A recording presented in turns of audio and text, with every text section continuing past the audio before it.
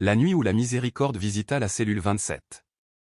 Dans une cellule glaciale où la nuit semblait s'étirer plus longtemps que le temps lui-même, une jeune femme osa murmurer une prière qu'aucune bouche humaine n'avait jamais formulée.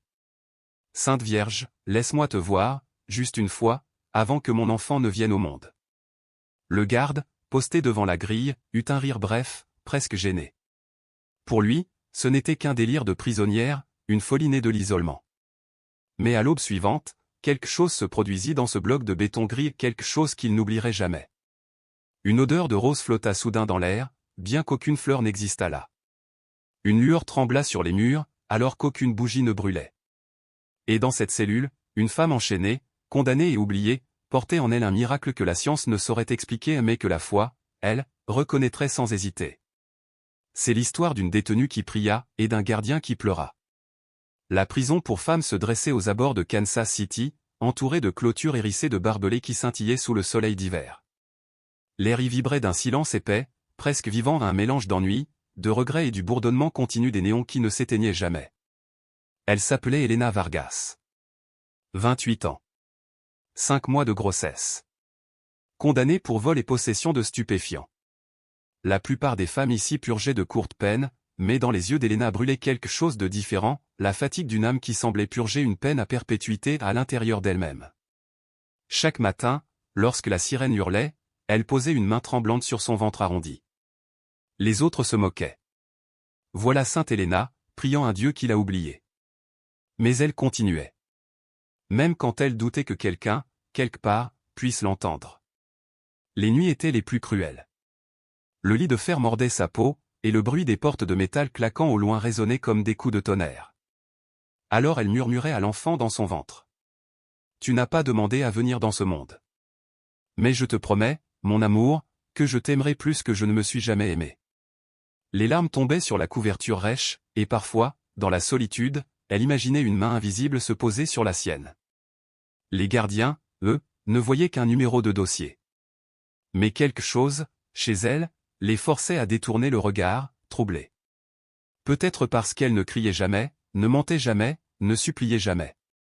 Elle portait sa tristesse comme on porte un secret sacré. Un dimanche, le père Raymond, l'aumônier de la prison, passa dans le couloir, tenant dans ses bras une petite statue en plâtre blanc, la Vierge Marie, au accent grave peine 30 cm. Elena s'arrêta, fascinée. À travers les barreaux, elle contempla ce visage paisible, les yeux baissés, empreint d'une tristesse maternelle infinie. Ce soir-là, elle ne put dormir. L'image de la Vierge la hantait, douce et immobile, les mains ouvertes, comme si elle portait toutes les douleurs du monde. Quelque chose remua alors en elle. Ce n'était ni la peur, ni l'espoir. C'était une blessure ancienne qui se rouvrait, une nostalgie lointaine, comme le souvenir d'un amour oublié. Pour la première fois depuis son arrestation, elle pria non seulement pour son enfant, mais aussi pour elle-même. « Mère de miséricorde, si tu m'entends, ne laisse pas mon enfant naître dans les ténèbres. » Personne ne vit ses lèvres bouger. Mais au bout du couloir, l'officier Daniel s'arrêta net, troublé, comme s'il avait entendu un sanglot à travers les murs. 3 jours passèrent avant qu'Elena ose de nouveau parler. C'était à l'heure du déjeuner. La cantine empestait le chlore et les haricots brûlés. Elle s'approcha timidement du bureau du garde. « Officier Daniels. » dit-elle, les poignets toujours menottés. Il ne leva pas les yeux. « Quoi, Vargas ? » La statue, celle que le père Raymond a apportée. Je voudrais la voir. Une seule fois. Daniels fronça les sourcils. Elle est dans la chapelle. Les détenus n'y vont que le dimanche. Je sais. Mais, avant que mon bébé ne vienne, j'aimerais lui demander sa bénédiction. Un silence tomba. Même le bourdonnement des lampes sembla s'arrêter. En 17 ans de service, Daniels avait entendu des requêtes absurdes, cigarettes, faveurs, mensonges. Mais celle-ci, il n'y avait ni ruse, ni pitié dans sa voix. Seulement la foi nue, tremblante. Cette nuit-là, Daniels resta tard dans la salle de surveillance. Il n'était pas croyant. Il ne l'était plus depuis que sa fille, 6 ans, avait été emportée par une pneumonie. Depuis ce jour, sa foi reposait dans la même tombe qu'elle. Pourtant, sur l'écran de contrôle, il vit Elena, agenouillée, priant pour une vie qui n'était pas la sienne. Et quelque chose, au fond de lui, se fissura. Le lendemain, il frappa à la porte de l'aumônier. « Père, il y a une prisonnière, Elena Vargas. Elle veut voir la statue. » Le prêtre sourit doucement. « Alors portons-lui la Vierge. » Daniel secoua la tête. « Non. Elle doit venir à la chapelle elle-même. » Et pour une raison que personne ne sut expliquer, l'autorisation fut donnée cet après-midi-là. La chapelle du centre pénitentiaire était minuscule, à peine la taille d'une salle de classe. Quelques bancs de bois, un autel simple, une croix. L'air sentait la cire et la pluie, les bougies projetaient des ombres vacillantes sur les murs humides. Elena entra, escortée par Daniels. Les chaînes tintaient à chaque pas. « 5 minutes, dit-il d'une voix faussement dure. Le prêtre l'attendait près de l'autel, à côté de la statue de Notre-Dame des Douleurs. La Vierge, taillée dans un plâtre pâle, baissait les yeux, les mains ouvertes vers le vide. Elena tomba à genoux. Le métal de ses chaînes heurta la pierre, résonnant comme une cloche. Le silence qui suivit était total, sacré. « Mère de miséricorde, murmura-t-elle, j'ai fait tant de mal. Mais ne laisse pas mon enfant porter ma honte. » Une larme roula sur sa joue et s'écrasa sur le sol froid. Daniel sentit un frisson lui parcourir la nuque. Les flammes des bougies se mirent soudain à vaciller, toutes dans la même direction, vers la statue. Un parfum de rose emplit la pièce, doux, pur, irréel. Il n'y avait pas de fleurs. Pas de fenêtres ouvertes. Pourtant, le parfum se fit plus fort, enveloppant tout. Le prêtre leva les yeux, bouleversé. « Vous sentez cela ?» Daniel hocha la tête, incapable de parler. Pour la première fois depuis des années, les larmes lui brûlèrent les yeux. La lumière changea, devenant dorée, comme si l'aube se levait à l'intérieur même des murs. Elena leva lentement la tête. Pendant un bref instant, elle crut voir les lèvres de la statue se courber en un sourire. Puis la lumière s'éteignit. Tout redevint normal. Ou presque. Cette nuit-là, le tonnerre gronda au-dessus de la prison. La pluie s'abattit violemment sur les vitres étroites. Daniels patrouillait dans les couloirs lorsqu'un cri fendit le silence. « Officier !» « Elle accouche !» C'était Elena. Quand il arriva, elle était au sol, haletante, le visage inondé de sueur. « Appelez l'infirmerie !» hurla-t-il. Mais le médecin était de l'autre côté du complexe. Il n'y avait pas de temps. Daniel s'agenouilla près d'elle, hésitant, puis desserra ses chaînes. « Tiens bon, Vargas. Tu vas t'en sortir. » Elle secoua la tête. « Pas moi, elle. Mon bébé. » Un éclair illumina la cellule, et dans la lumière blanche, Daniels crut voir un reflet mouvant dans le coin, une flamme qui n'existait pas. Quelques instants plus tard, la sage-femme entra. La naissance fut rapide, douloureuse, presque sauvage. Elena cria un nom de peur, mais de foi. « Je vous salue Marie, pleine de grâce. » Puis le silence. L'enfant était là, minuscule, inerte. La sage-femme pâlit. « Elle ne respire pas. » Elena tendit les bras. « Donnez-la-moi. » Elle la prit contre sa poitrine. « Sainte Mère, ne me l'enlève pas. » Et soudain, un son. Faible. Puis plus fort. Un cri. Un cri de vie. La sage-femme éclata en sanglots. Daniels porta la main à sa bouche. La cellule tout entière semblait baignée d'une lueur dorée. Et sur le tabouret, à côté du lit, reposait la statue de la Vierge, celle de la chapelle. Personne ne l'avait apportée. Mais elle était là. Entourée d'une lumière douce, comme celle d'une bougie invisible. Daniels tomba à genoux. « Mère de Dieu, qu'avons-nous vu ?» Le lendemain, la rumeur s'était répandue. Certains disaient avoir senti des roses dans les couloirs, d'autres avoir entendu un chant, semblable à une berceuse. Même les plus sceptiques, ce matin-là, parlaient à voix basse. Quelque chose avait changé. Quand Daniels passa dans le bloc, les femmes s'interrompirent. Son regard n'était plus le même. Ses yeux, rougis, brillaient d'une lumière nouvelle. Il ne cria plus. Il salua simplement Elena, qui tenait dans ses bras un petit miracle enveloppé d'une couverture trop courte. Le prêtre vint bénir l'enfant. Il la nomma Maria Grèce. Au moment où il prononça ces mots, une brise chaude traversa la cellule, chose impossible en plein hiver. La flamme de la bougie vacilla, puis s'éleva, droite, claire, presque vivante. Plus tard, convoqué par le directeur, Daniels se contenta de déposer son rapport et de murmurer. « Monsieur, je l'ai vu. » Le directeur resta silencieux. Il voulut rire, mais quelque chose dans la voix de son agent l'en empêcha. Ce n'était pas de la peur. C'était du respect. Depuis ce jour, personne ne se moqua plus des prières d'Helena. Quand les lumières clignotaient le soir, certains gardiens faisaient le signe de croix. Et chaque fois que des roses fleurissaient dans la cour, même au cœur du gel, tous se souvenaient de cette nuit-là, la nuit où la miséricorde visita la cellule 27. L'officier Daniels avait passé presque 20 ans derrière ces murs non comme un prisonnier, mais comme un homme qui avait cessé de sentir. Le métal, les cris, les visages anonymes l'avaient pétrifié. Jusqu'à cette nuit-là. Depuis, il ne voyait plus le monde de la même manière. Ni les prisonnières, ni la pluie, ni même le silence. Quand il rentra chez lui, il laissa le moteur tourner un instant devant sa petite maison. Sous le porche, la bicyclette rose de sa fille, rouillée, attendait toujours. Pour la première fois depuis des années, il ferma les yeux, et une larme silencieuse glissa sur sa joue. Il murmura. « Merci, Marie. Pour lui avoir rendu la vie, et pour m'avoir rendu la foi. » Et dehors, dans le vent d'hiver, on aurait juré sentir encore l'odeur des roses. Là où la miséricorde est née. À l'intérieur, la poussière recouvrait tout. Sur l'étagère, une photo fanée montrait une fillette de 6 ans, un trou dans le sourire là où une dent manquait. Émilie. Son rire, figé à jamais dans le cadre, semblait résonner d'un autre monde. Depuis le jour où il l'avait enterrée, l'officier Daniels n'avait plus jamais prié. Il s'était tenu devant sa tombe, les poings serrés, et avait murmuré.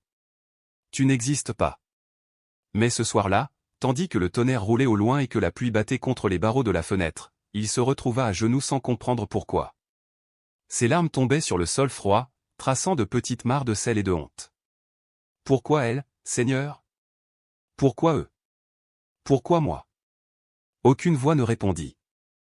Rien qu'un silence profond, immense. Et pourtant, pour la première fois, ce silence ne lui sembla pas vide. Il était vivant, vibrant comme une respiration invisible. Le lendemain matin, Daniels retourna à la prison plus tôt que d'habitude. Il entra dans la chapelle déserte, s'assit tout au fond. Aucune messe, aucune bougie, aucune musique. Seulement l'écho du vent derrière les vitraux. Il resta là près d'une heure, immobile, simplement à respirer, à regarder la statue de la Vierge. Le chapelain passa dans l'allée. « Daniels, ça va ?»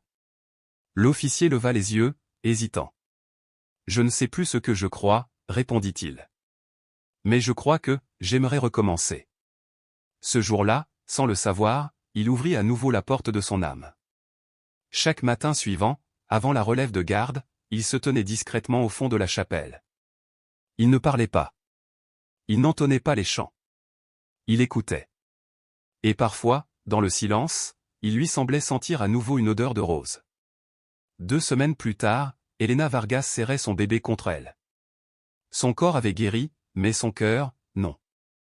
La loi était implacable, aucun nouveau-né ne pouvait rester en prison plus de 14 jours. Lorsque l'infirmière arriva avec les papiers de transfert, Helena pleurait déjà. Elle n'a même pas encore vu le soleil, murmura-t-elle. L'infirmière détourna le regard. Je suis désolé, Helena.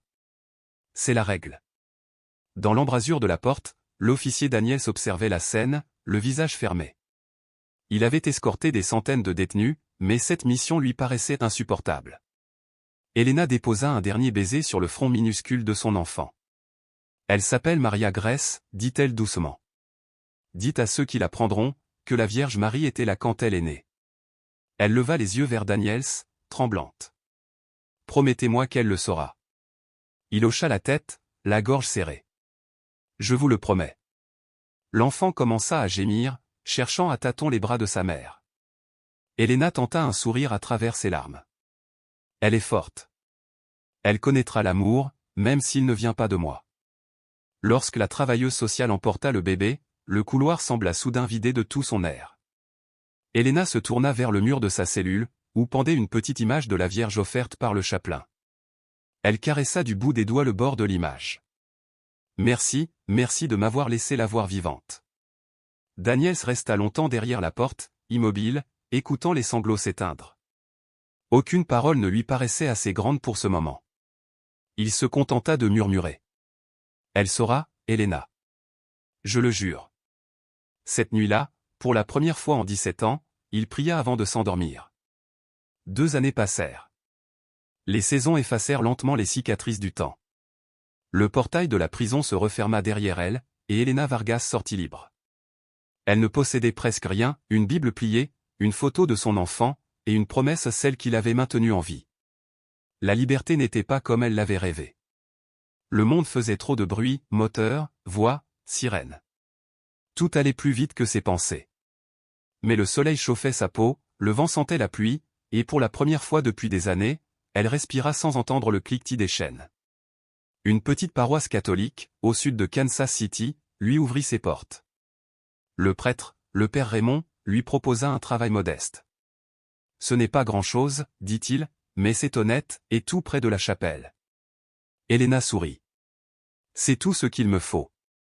Chaque matin, elle nettoyait les bancs de bois, époussetait l'autel, rallumait les bougies pour des inconnus qu'elle ne rencontrerait jamais. Et souvent, son regard s'arrêtait sur la statue de la Vierge Marie. Un jour, elle lut la plaque à sa base et resta pétrifiée. Don de l'établissement correctionnel de Kansas City 2025. Ses mains tremblèrent. Tu m'as suivi, murmura-t-elle. Ce même après-midi, alors qu'elle rangeait le vestibule, un éclat de rire d'enfant la figea. Une jeune famille entra dans l'église, tenant par la main une fillette en robe blanche.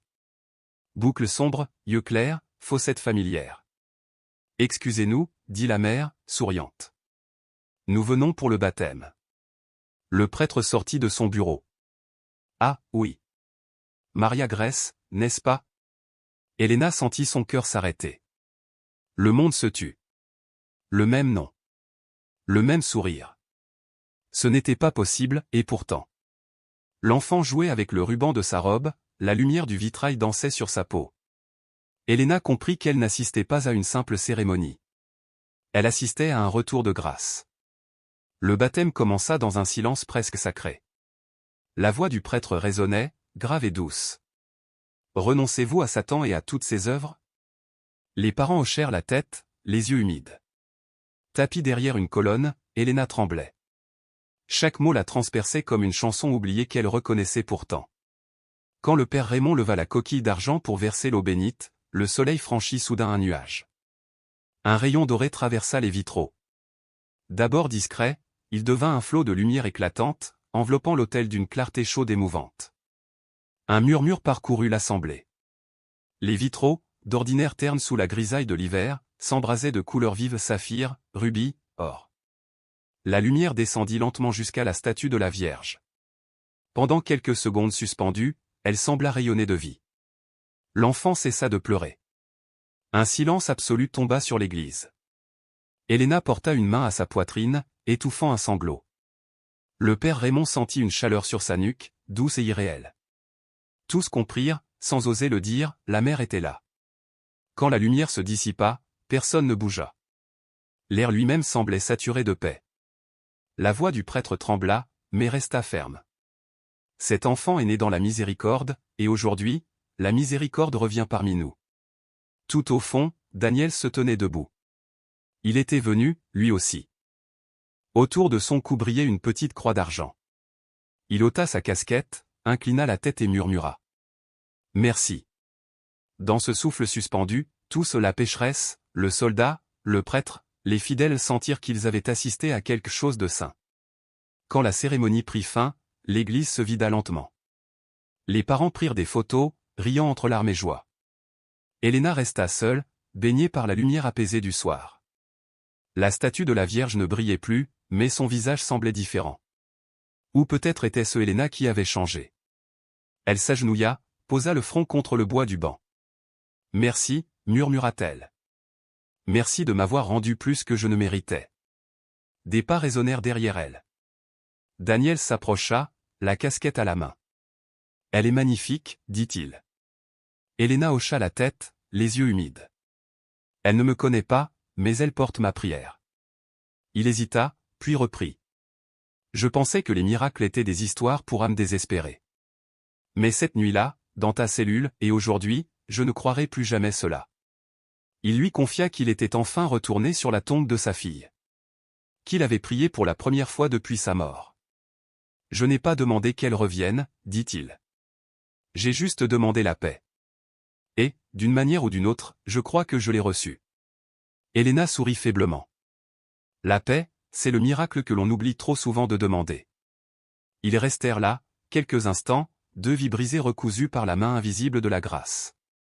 Avant de partir, Elena lut de nouveau la plaque au pied de la statue. Une inscription nouvelle brillait dans le laiton poli. La miséricorde se souvient toujours de l'endroit où elle est née. Elle effleura les lettres du bout des doigts. Dans son cœur, elle sut que la grâce ne dépend pas du lieu, mais de l'ouverture du cœur. Les cloches sonnèrent pour la messe du soir. Le soleil couchant emplissait le porche d'une lumière dorée, comme une promesse tenue. Aujourd'hui encore, la petite église de Kansas City se dresse, paisible, sous ce même vitrail embrasé. Sous la statue de la Vierge Marie, une plaque de laiton porte ces mots. Pour Elena et Maria Grace, là où la miséricorde a fleuri. Les visiteurs y déposent des roses. Certains viennent implorer un miracle. D'autres viennent simplement se souvenir que la grâce choisit souvent les coins les plus oubliés du monde pour se révéler. Elena nettoie toujours cette église chaque matin. Ses mains sont sûres, ses yeux sereins.